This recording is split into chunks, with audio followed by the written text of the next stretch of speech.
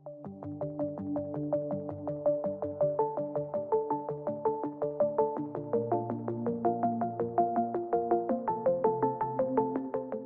students, welcome to the answer writing program. Today we will be discussing 3 questions, 1 question as always from current affair and 2 questions from GS4. These 3 topics: attitude, aptitude and emotional intelligence. So let's take an overview of all the 3 questions. The first question is related to the political attitude. What are the factors that influence the political attitude? Second question is related to aptitude and what are the different aptitudes required or necessary for the civil servant. The third one, which is current affair based, it's related to the private sector participation in the Indian space industry. So let's start one by one. So let's start with the first question. Discuss the factors that influence the political attitude of a person.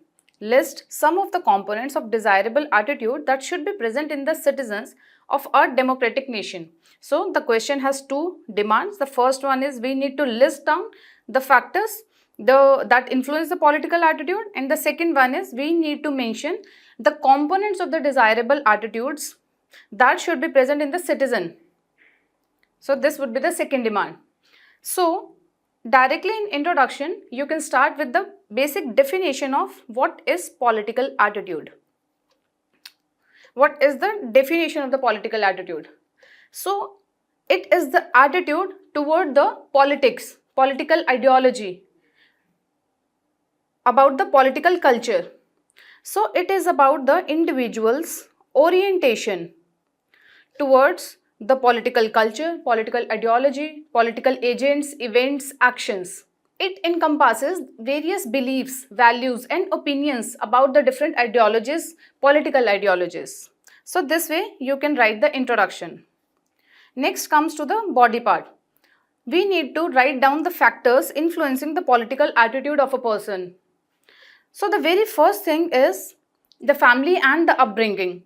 How you can write the various factors influencing the political attitude? You can take the life cycle approach of a person. When we are kid or all through our life, our family is there.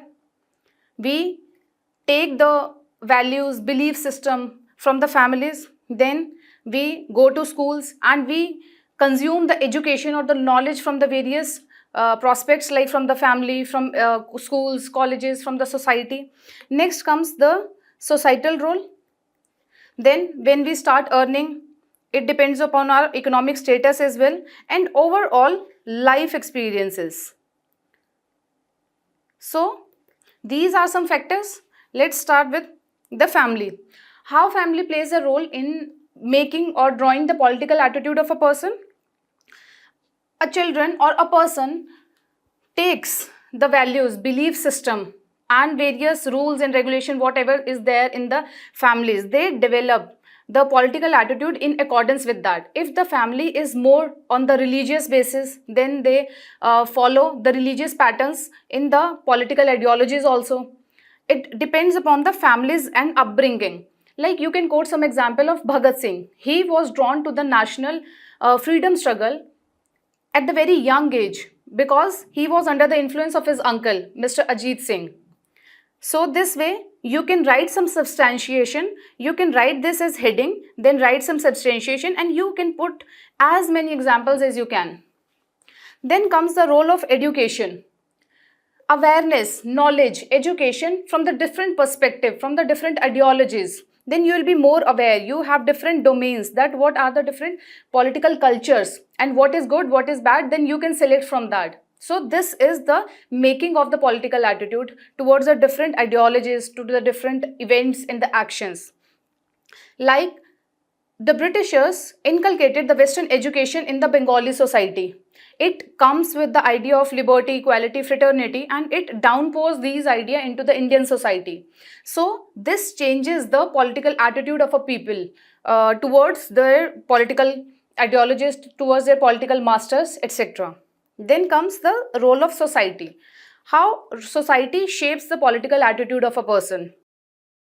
Again, we get or we consume the behavior, the patterns, the different beliefs, traditions, cultures, different norms of the society, and according to that, we also make up our political attitude towards the different perspectives. Like You can quote here some examples like Bengali society in the initial stages, from the very initial stages, it was filled with the eminent personalities, eminent intellectuals like Swami Vivekanand, Bankim Chandra Chatterjee, Rabindranath Tagore. They inculcated the idea of humanism, uh, critical thinking, spirit of inquiry, rationalism.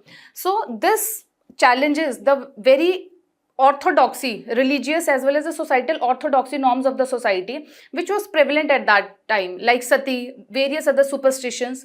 So when the societal pattern towards the societal norms changes, it also changes the political attitude or the political norms in the society. Like now the society demands more of the equality, less of the discrimination, the laws and rules and regulation which encompasses more of the equality, justice, etc. So the society shapes the political attitude of a people. Then comes the economic status.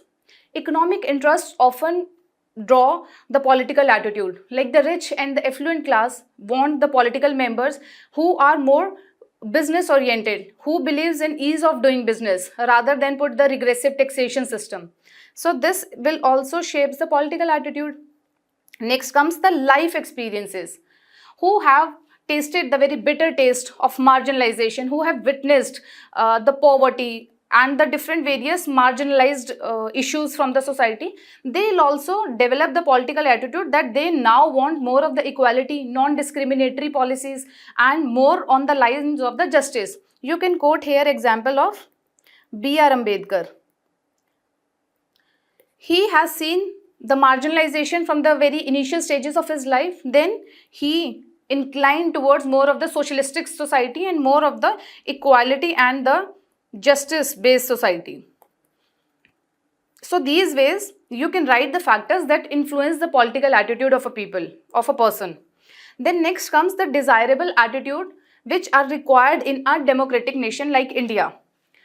To answer this particular question, first you need to know what are the different components of democracy, or what are the essential components. The very first one, which we all know, is the people's participation. Then second is accountability, resolution of conflicts, welfare, equality and justice, and many more. So when you know that what are the basic features or the components of the democracy, then you can write that what are the necessitated conditions in a citizen should be in consonance with their attitude that requires or that are in sync with the democratic nation. The very first thing, for the people's participation in the democracy, like for the enhanced people participation, there should be critical thinking.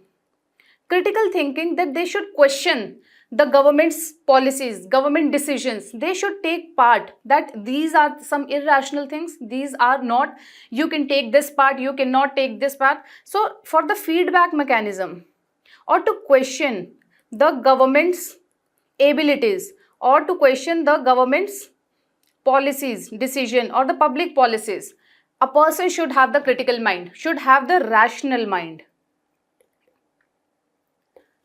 Okay, then second thing is the person should have civic responsibilities. Civic responsibilities, so that it ensures the people participation in democracy, so that it can ask for its right, so that the government will be accountable to the people. Civic responsibilities like right to vote, or voting is the civic responsibility. Filing the taxes on time, do not cross the traffic lights. So these are some civic responsibilities that should make the responsible citizen or the people's participation would be enhanced. The second thing is, for the resolution of conflicts amicably in a peaceful manner, what are some attitudes that should be there in the people? Tolerance. If the person is tolerant towards a diverse behavior or the diverse decisions or the diverse opinions, then the resolutions of the conflicts can be happen in the peaceful manner. So we should agree to disagree, and we should take the consonance that okay, these people do not have the similar opinions as me, but it is okay, they do have the diverse opinions. So for the conflict resolution, we should have tolerance. Then we should have empathy, compassion. We should promote the welfare of the people, welfare of the holistic society, not for the individualistic only. So we should have empathy. We should adhere to some ethical principles like honesty, integrity, compassion, etc. So for the welfare of the maximum people, for to do the equality and the justice to other people as well. So these are some traits or the attitude in a citizen in a democratic nation. Lastly, conclusion, you can write that for to build an inclusive democracy, these attitudes are desirable. We can promote it through the moral education and the scientific temper and the critical thinking and the rational thinking. Thus, it builds a strong and the inclusive democracy. So this completes our first answer. Let's see the model answer. Model answer, political attitude, the basic definition, and you can quote some example also, that political ideologies, the beliefs, opinions, and the decisions towards this. Some people will have a strong belief that they do not require any interference from the government. They prefer individual liberty and the limited government intervention. So this is the political attitude of a person. Then factors shaping the political attitude and the components finally concluding with the inclusive democracy, strong and inclusive democracy. Now let's see the second question. What is your understanding of the concept of aptitude? What kind of aptitudes is required, necessary for a civil servant, and why? Again, two parts. The very first thing is aptitude, the definition, concept, and second is aptitude for civil servant. We need to give examples as well. So in introduction, you can start with the definition of aptitude. It's an inherent or the innate capabilities or the capacities or the abilities that are required to develop or to acquire a skill via training in the later stages of life. But it is the inherent or the innate capacities to do some tasks. It is also the innate intelligence. What is intelligence? Intelligence is to think rationally, do purposefully some task. But what is this aptitude? Aptitude is innate intelligence in a person. It is from the birth only. It can be acquired also with time, with training, proper training. It can be converted into skills. So this way you can start the introduction. You can write that this is very important for the civil servant, as civil servant has to perform many tasks, has to take the difficult decisions also. So this aptitude, the critical mind, the intelligence, the smartest of the person should be required to perform the tasks. So what kind of aptitude is required, necessary for the civil servant, and why? So aptitude of the civil servant. Now for that civil servant, we should know the work of the civil servant, has to take the policy decisions, has to communicate to the other people, to the public officials, to the public, etc. Has to collaborate and network amongst themselves and other more factors. So what are the aptitudes that are required for the civil servant? The very first thing is the analytical skills, analytical skills, and the critical thinking mind, and the scientific temper mind. Has to question and to identify the gaps, the loopholes in the policy making, in the policy decisions, in the policy implementation. So a civil servant should have the analytical aptitude, so that he should identify what is good, what is not good, what is there to improve more in the policy analysis. Then the second is communication skills. Communication skills, writing, verbal, so as to communicate properly to the public also in a very easy language. A civil servant has to draft the huge number of pages reports, so it should, the drafting, the skills, communication skills should be much more. Then the third thing is interpersonal skills. Interpersonal skills is how you communicate with the other person as well, so as to collaborate, so as to network with them, so as to build the team as a whole, so to act as a leader. Then fourthly comes the leadership skills. Leadership skills has to take the tough decisions, has to say what is right, what is wrong, and in the toughest of the or the difficult situation, he has to act as a decision making authority. So he should lead by example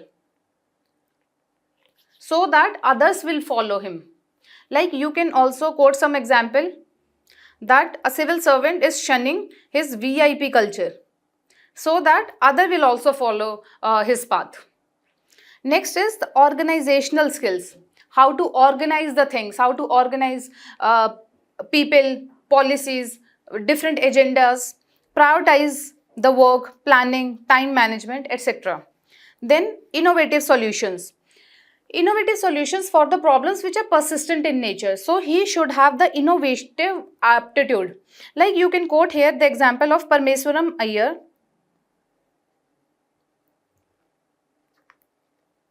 He led the Swachh Bharat mission